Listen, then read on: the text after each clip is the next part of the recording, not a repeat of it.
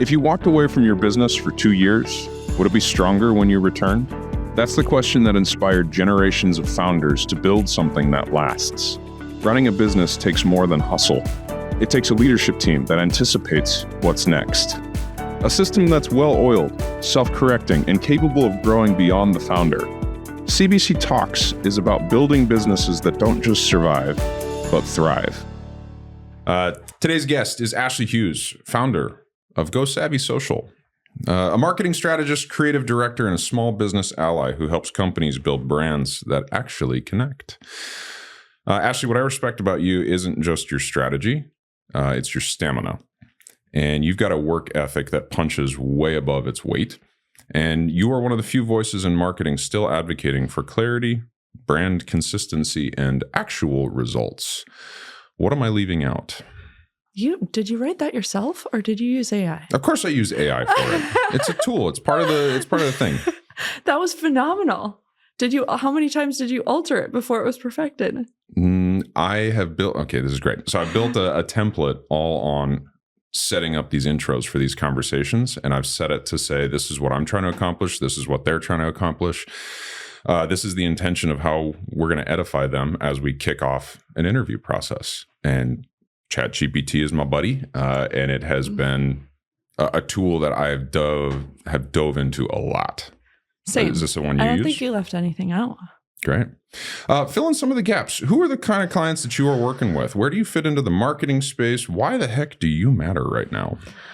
I'm fitting mostly into the trades, home services space. My initial focus was distribution and manufacturing, and the trades have chosen me. So I don't necessarily know how that came about, but I definitely think from a personality standpoint that it just jives. I think it's my clarity and directness that attracts the clients in that space. She said with a big upward question mark at the end. I don't know why. I maybe ask my clients why they've chosen to work with me. And I don't ask that enough, probably. What's going on in the industry right now? The trades are all hurting, whether it's construction, it's HVAC, it's plumbing, electrical. Depending on the company, they might be really struggling right now. What are you seeing? We're looking at private equity. We're looking at increased ad spend during the prime times. If we don't figure out how to level the playing field in an organic space, you are going to be out every dollar you made during the prime time trying to get against private equity. All right. So one of the things that the owners we work with frequently are talking about, how do I possibly pay for organic right now? I can't justify that. I got rising expenses in people. I got material costs. I got tariffs going on. I got competitors are overbuying ad spend, and now they're recruiting some of my best people out. How do I possibly stick out in the organic space right now? Do you see them still having an ad spend with a marketing agency?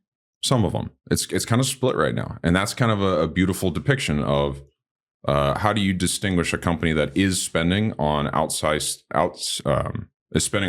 brand development or outsourced organic versus those that have no spend right now and they're not doing anything? What do you see about those two camps?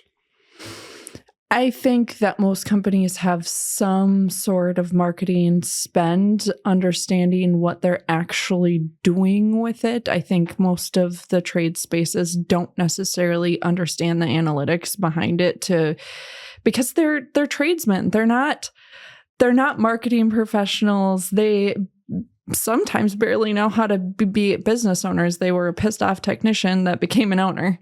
And now they're an owner and trying to figure out that space. And I know that a lot of us owners are trying to figure out our own space, but they should not be dabbling in trying to figure out their marketing when they need to be coaching their team on great installs so that reflects in their digital space. So with that, knowing what you're spending on marketing and how to look at the analytics and not getting a skewed result from reporting from an agency, like you don't just hire an agency, boom, that box is checked. And now I don't need any marketing collateral or anything to provide my consumer, or there's just a lot in that space, I think. I want how does a business owner or a leadership team that is dealing with, they're having to wear all those hats? How do you set up an organization to be successful? How does any business in the space that's saying, hey, I know I need to cut some money out of my budget in order to invest into our marketing spend? Do I hire somebody? Do I hire an agency to do social media work? Do I hire them to build assets for me and brochures so that my team is more effective? How do you go about diagnosing like where to start with a company? I think that's what's unique about myself and Go Savvy Social is we analyze all of that for you. So we come in, we do an audit of what's existing. We look at the existing contracts. We look at the existing ad spend. We create an operational process between operations on site and sales teams and marketing agencies. When we come back with the audit, 9 times out of 10 not being what the contract was in a marketing agency, we then say, how do we pivot the agency to perform for us?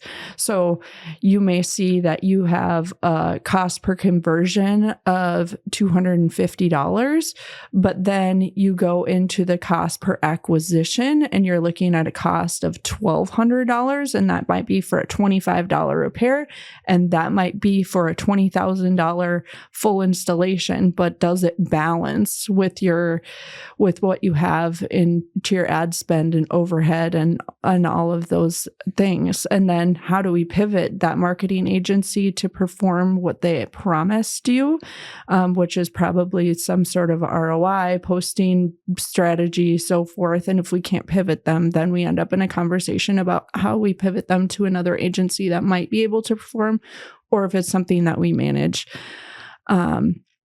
Getting that. You use 2 interesting KPIs in there, cost per acquisition and cost per conversion. What does that mean? What are the differences? Cost per conversion is getting them, and that could be different per agency as well, but conversion to me and conversion to most agencies means it is now in your pipeline funnel and there should be a sales representative on it. They've called, they've submitted a form, they've done their due diligence in getting them to your funnel. Now it's your job to land the position. So a lot of marketing agencies will say, well, we got you X amount. Well, then when it gets into your sales pipeline, where are we fumbling the acquisition to make that cost so high? And a marketing agency is not going to do that for you. Go Savvy Social is going to say, have we looked at the sales team? Have we looked at the CSR process? Where is the ball being dropped in the funnel so that we can bring that acquisition cost closer to the conversion cost? So walk me through the CSR setup. How do we make sure, what is a CSR? What does it look like to be ready for Go Savvy Social? Most of the teams we work with already have somebody answering their phones. How are they answering the phones? Do you have any recordings in place right now? A lot of home service companies have distribution that are projecting softwares on them and have that in place if they have progressively analyzed the software. So maybe we can review voice conversations. Some already have AI grading of the CSR, customer service representative, going through the acquisition process with them, getting it on the calendar. Can we attribute a percentage booked through that call? Or is that something that a software we can put in place to track how how their conversations are going? Then when it gets to your sales professional and they're going out to the job site, what are they saying on site? Are they asking for the close? Have they been trained properly to ask for the sale or walk through your process to educate the homeowner on why they should be choosing you? How long is that? Does that feel like a lot for your homeowner? A lot of those questions, it's different per organization. So it sounds like you do a really thorough job helping some of these business owners who are like, there's a lot to know. There's so much language. There's so much infrastructure needed. There's so much systematizing. There's so much analytic development. I don't even know where to start. So how does that not just then suck up a bunch of your time with your team as you start to uncover, you got a lot of work you need to get done, and here's why we got to lay all this out. How do you stay bandwidth? How do you have any space for that? Because we've done the work to have partners like you, partners like performing agencies and so forth to say, we have this structure for you. Let's vet that specific to your organization. If there are areas that are not performing, that it does, to be honest, it takes 3 to 6 months to find that. If we can find that, and then to create pivots in the right direction, as far as software's team structure, operational processes, SOPs, so forth, depending on the organization. So we have that stream. SOPs, what is that? Standard operating processes. Why does that matter?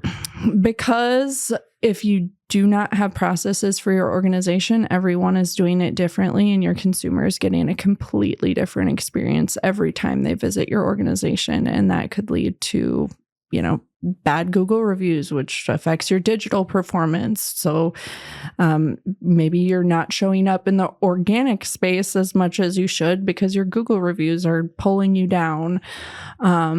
Maybe, it's kind of all over the board with the projection to your consumer. Ashly, you sound like you are really taking ownership and accountability for your client's brand. Why is that different? Why is that unique?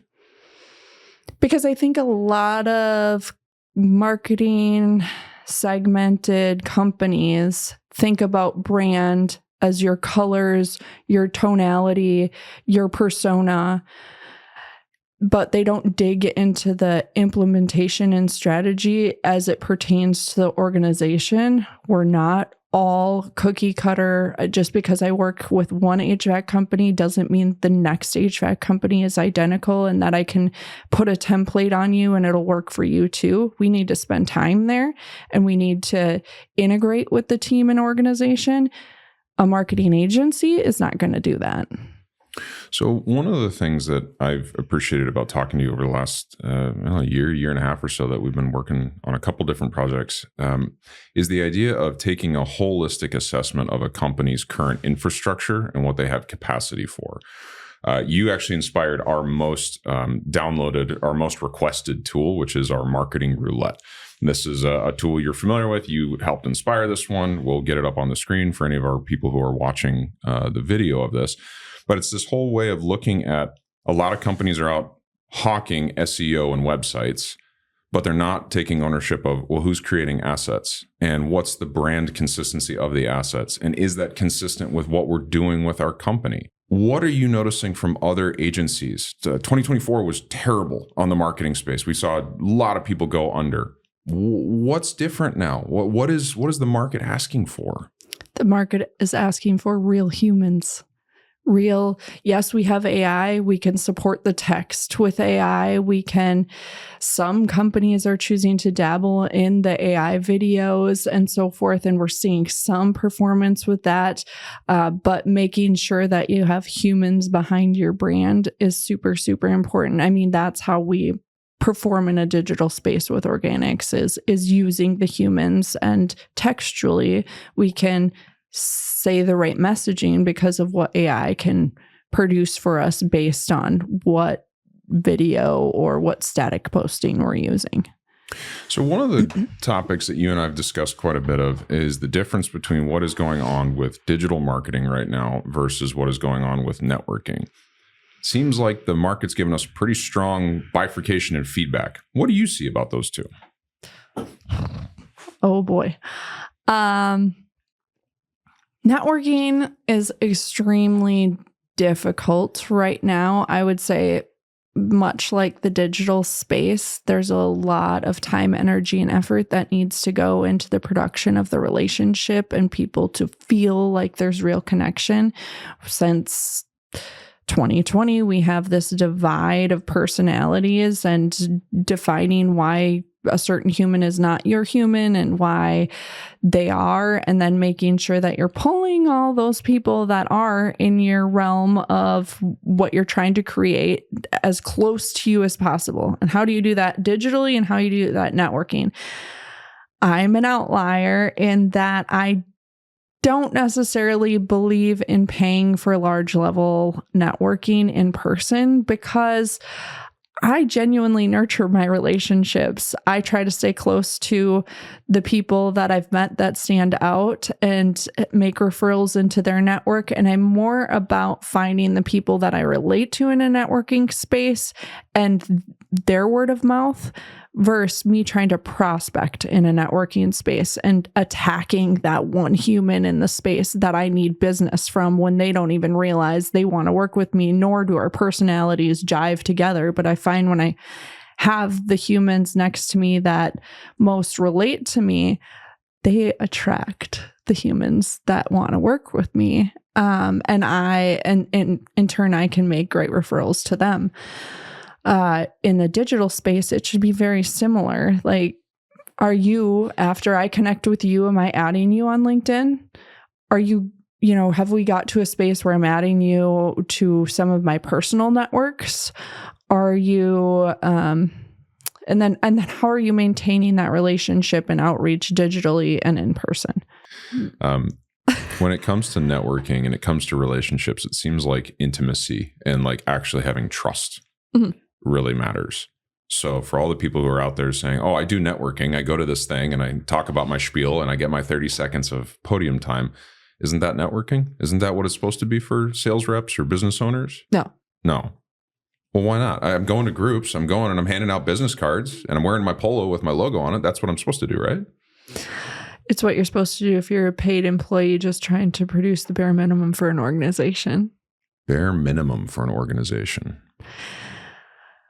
When you find connection, you find a deeper reasoning for doing what you're doing. And especially in a sales space, you have your own brand you need to maintain. So how, if God forbid you don't work for the organization anymore, other people are watching you. So the networking that you're doing for the organization should also be networking you're doing for your personal brand, for projection into a new organization, for growth in your own space. So instead of looking at what the company needs me to do and the sales that I need to make, how do I find joy in these spaces? And how do I genuinely continue to, because you get burnt out. It doesn't matter how much you like people, you get burnt out on networking. There are days I just decide to stay home because it's what's best for my personality and everyone that would surround themselves with me that day. And actually somebody said that at one of the company meetings that I work for. She said I don't go to networking when I don't feel like it. And there was some backlash because she didn't say what she was doing in the meantime. I stay home and I make phone calls that day. I stay home. It's not that I'm not being progressive with my time. It's that I'm protecting my energy. And the more we protect our energy, and being that we're surrounding ourselves with great humans, the better our capability is to get into other networks. How do I find my ideal person? Is I just look for my equal energy. Are they trying to get somewhere? Are they not selling me something immediately? Are they having buy-in on what I'm doing when I'm not talking? Really interesting. So let's assume you've got potential business owner listening to this. You make a comment about attracting people who have your energy, that are on your level. Mm-hmm. What happens when you work with companies that their sales force or their business development team, they're not bringing that kind of energy? How do you advocate for that company? I have a few of those companies. We all do. I mean, that's really the whole point of this conversation is like, how do I attract those with the energy that are going to help build something? So ideally, I've attracted the company for a reason. My personal tagline is to influence progress with passion, development by action. And Can you say that again, just so I catch that? Influence progress with passion, development by action. So that's not a Go Savvy Social thing. It's my personal. And ideally, and actually some of my previous peers still come to me because they've been influenced by what I'm putting out there. So what I'm putting out there is something that you're attracted to, something that my decision maker wants for their organization. So maybe it's my spunky personality, maybe it's my tenacity, maybe it's my ability to sell without selling, maybe it's whatever sparked their interest in me is an energy I'm providing to them that they want to bring into their organization. So I think that dynamic still works as long as they're willing to say, we're owning this. We hired her. You will, this is accountability piece now. Not that we're, strong arming the teams to action, but we're influencing development by showing the action, displaying the action. Like our kids brushing their teeth every day. Do you brush your teeth every day? Are you in front of them brushing your teeth every day to model that behavior? And if we can get 1 or 2 people to subscribe to what we're doing and them have fun doing it, all of a sudden you see other people very interested in coming over to my side. And now, development with action, progress with passion. That sounds scary. That sounds disruptive. My business is just okay. We've been doing okay. We just need more leads. Well, I don't need to, leader doesn't need to be doing anything different, right? I have a great partner for you that will be a fit for you, but you're not my client. What do you do? How do you advocate for a company when they're being held back by the energy of their team that just can't inspire them, can't move them? How do you move them forward? I have very real conversations. And that's why I probably fit into the trade space, because I am not afraid to tell you that you have someone on your team that's holding you back, or that we're having performance issues because of progress or adaptive progress into the organization. And that is something that I need my owner or my decision maker to be very accountable to prior to our sign of contract. You need to be able to back me up in what I'm saying. I haven't had anyone come to me, any of my clients come to me and be like, you're wrong, that you're wrong. No, I've said I have a partner that can handle infused into your network, how do we get Josh John involved? Because it's not something that I necessarily handle, but it's something that we can bring in as a dynamic to balance some of what we're seeing displayed in the organization to be progressive. I've seen I got an insight from a gentleman recently who said, if you put a proposal of an ideal client in front of 10 people, 10 business owners, 3 of them are going to say no because they already know how to do it and they know everything. 3 of them are going to say yes, they're going to pay for it, but then they won't follow through with it. The last 4 are some variation of they'll take it, they'll apply it, and they'll get great results out of it. That middle section, the people who will pay but then not do anything, what do you do? How do you support those companies? I thought I had one last year that was not making progress, and they decided to continue with me, despite the fact that I thought the contract probably should end. And this year, they're pulling it. They're pulling through.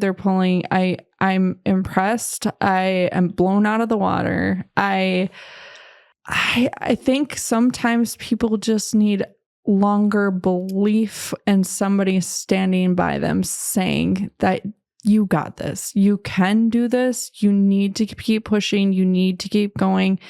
It's a struggle right now, but we're moving this. And maybe there's always going to be the ones that fall off. But I think I have a deeper belief in the people that I sign contracts with. Like, I know that they're capable of it. Really good. So let's do 2 more.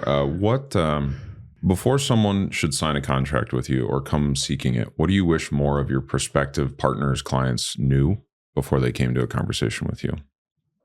I would like them to know that they know they're not doing something right. They know they've failed multiple times in the marketing space. Maybe they know where the spot is that they're failing, or they have an idea of where. I want them to know that they have a problem. So, and feel like they have an opportunity to change it.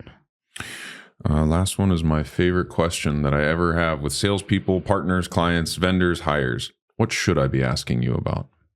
You asked me in a text message a few weeks ago about, is that just noise? And I've dwelled on the noise topic because, yes, there's a lot of movement and things being projected and a lot of ways to create content and push out there as your brand or your company's brand. But I'm just drawn towards the word noise because it kind of relates to disruption.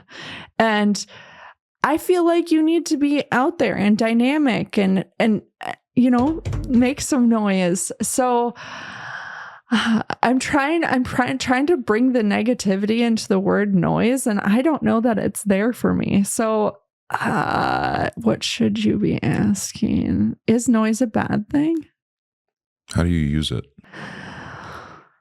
How do I use noise in... How do you use that noise as a tool? What does that trigger when we go back to where you started with analytics? Why is noise valuable? Why is disruption valuable? Because it stands out and people start to notice you showing up over and over and over again. Now, if you're making noise not consistently, that is a negative connotation to noise. But if you're making noise consistently and it's on message and on point, and I think in my making my own videos lately, they comment to me about it, and I'm thinking, oh, I'm not prepared for this. But because I don't like to talk about my noise in person. I want to be alone. For anyone who's not watching, we should probably call out the fact that she has a giant yellow truck. So for someone who doesn't mind noise or doesn't like noise, you have a funny way of presenting that. I do. You're right. I think there's noise. I just don't like to talk about it, like in person. I just prefer to, and I'm an extrovert, but I do prefer to just be a quiet extrovert, maybe. I don't know if that's accurate. I don't know the best way to describe it. Ashly has made a tremendous contribution to many of her clients over the last year. It's been really fun to see what you've done since going independent, what you've been doing to build your brand up, and how you've continued to rebrand and re-elevate what you are doing. For any of the folks who might be listening or watching this, what's the best way to find you or get in touch? GoSavvySocial.com, SAVVY. Apparently that's a thing lately. Or find me on LinkedIn. It's Ashly without an E, Hughes.